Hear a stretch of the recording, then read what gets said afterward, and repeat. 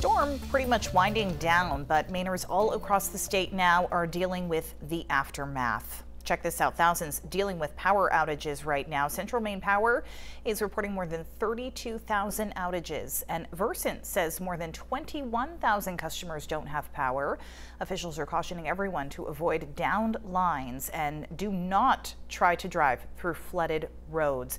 Of course, you can see here we have full News Center Maine team coverage on what's going on around the state. First, we will start with Keith Carson. Hey, Keith.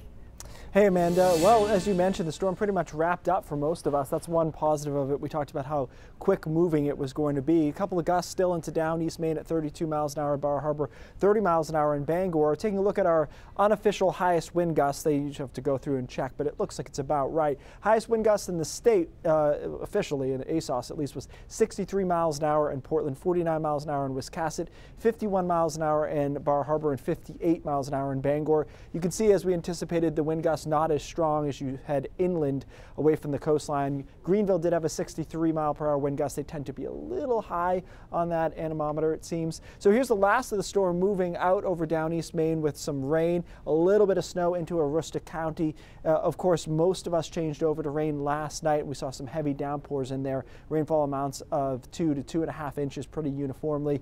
And up towards Millinocket, we still have some rain moving through, but it shouldn't cause any flooding concerns as most of that fell in the form of snow. Over southern Maine has turned into truly a nice day. It's in the low 50s right now in Portland and Wiscasset, and the rest of today looks pretty good. Could be an isolated rain or snow shower back into Oxford County later this afternoon into this evening, but for most of us, we quiet down and cool down tonight. It is not brutally cold, but it's in the 20s to around 30 degrees. Unfortunately, we have a storm that we have to talk about for Saturday that has a lot of the same type of hazards as this one. We'll talk more about that in a few minutes. A wild scene around 10 o'clock this morning at Two Keys Bridge in Portland. A truck driving northbound on 295 drove through a guardrail and then landed partially in the ocean. News Center Maine's Sam Olsen joins us live from that scene. Sam? Hi, Amanda. I'm next to Two Keys Bridge, and you can see behind me first responders are still here at the scene where the truck is overturned. The truck drove through a guardrail off of I-295 and fell about 75 feet with 3 people inside. Portland's Deputy Fire Chief Chad Johnston says first responders took 3 men to the hospital, but was unable to share anything about their conditions. Johnston says there was a large language barrier between the men and first responders, so officials were not able to communicate enough to learn to what led this to happen. I spoke with a Portland Water District worker who says he ran to their rescue after witnessing the whole thing happen. Me and my foreman were down here watching the floodwaters over the trail, and all of a sudden we heard a loud noise. The truck came flying over the railing. It kind of did a nosedive onto the trail and ended up in the water. After that, we just rushed down to make sure those guys were okay. Deputy Fire Chief Johnson says the 3 men are lucky to be alive. Maine State Police will be handling this investigation since it happened on a state highway. In Portland, Sam Olsen, News Center, Maine. Sam, thank you. Meanwhile, while the flooding there could have been helpful, it is causing issues all along the coast. Ann Baldridge joins us live from Cape Elizabeth with more. Hi, Ann. Hey Amanda, yeah, I'm here in Cape Elizabeth along Sawyer Road where behind me a car is submerged into the marsh. First responders are no longer here on scene. We aren't sure which side the driver was coming from, either Cape Elizabeth or Scarborough, but we spoke with some neighbors this morning who said this happened around 9 a.m. The wet team from the Cape Elizabeth Fire Department responded quickly to help pull the passenger out of the car safely. Well, I saw it from here, which is quite a ways away, and they launched a boat, as I understand it, and got out to the driver and got them out of there safely. There are still plenty of flooded areas, and it may be a while until roads reopen, so we'll keep you up to date as we learn more. Live in Scarborough, Ann Baldridge, News Center, Maine.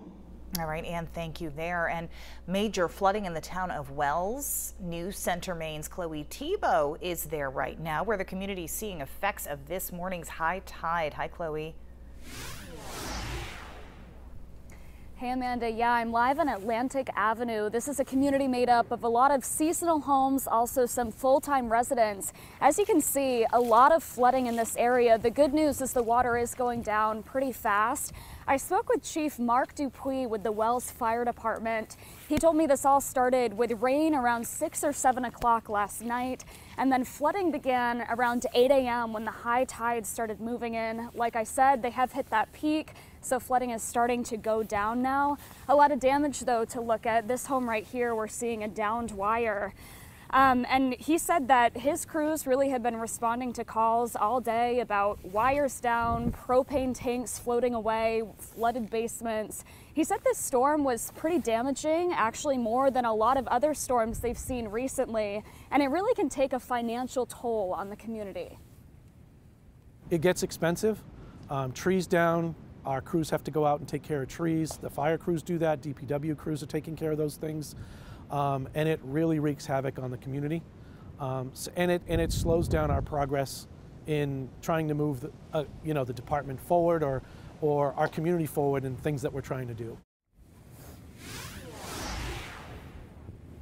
And we just ran across the street. Excuse me if I'm a little bit out of breath, but we wanted to show you this high surf right now. I mean, just look at that water. You can see how that, combined with rain and winds, has really led to all of this damage around here.